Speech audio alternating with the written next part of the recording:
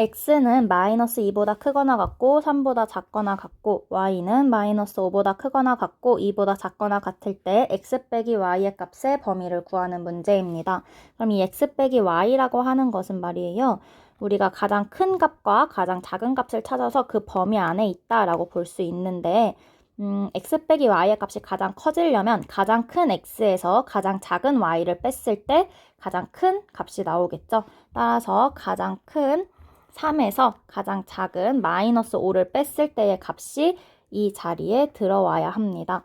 그러면 3 빼기 마이너스 5이기 때문에 x 빼기 y가 가장 커질 수 있는 값은 8이겠네요. 한 번 더, x 빼기 y가 가장 작아지기 위해서는 가장 작은 x에서 가장 큰 y를 빼주어야 합니다. 따라서 가장 작은 마이너스 2에서 가장 큰 2를 빼주어야 이 x 빼기 y의 값이 작아질 수 있겠죠? 그러면 마이너스 2에서 2를 빼는 것이기 때문에 마이너스 4가 x 빼기 y의 가장 작아질 수 있는 값입니다.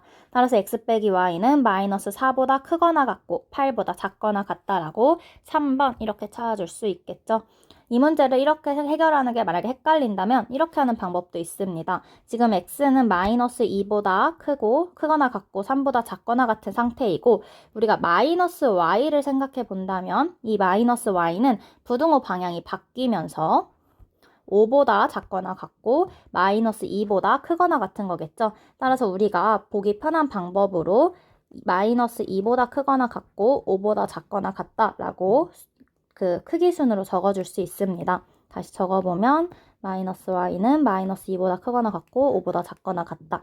이 상태로 이 두 부등식을 더해준다라고 생각해보면 더할 때는 그냥 있는 그대로 3 더하기 5를 이쪽에 적어주고 마이너스 2 더하기 마이너스 2를 가장 작은 쪽에 적어주면 되거든요. 이렇게 해서 x 빼기 y를 구해줄 수도 있습니다. 우리가 더하는 과정은 작은 것과 작은 것을 더해서 가장 작은 쪽에 적고 큰 것과 큰 것을 더해서 큰 쪽에 적어주면 되는데 이렇게 빼는 경우에는 그렇지 않기 때문에 그 의미를 생각하면서 해야 풀 수 있습니다. 두 가지 방법 중에서 이해가 되는 걸로 해주면 될 것 같아요. 답은 3번입니다.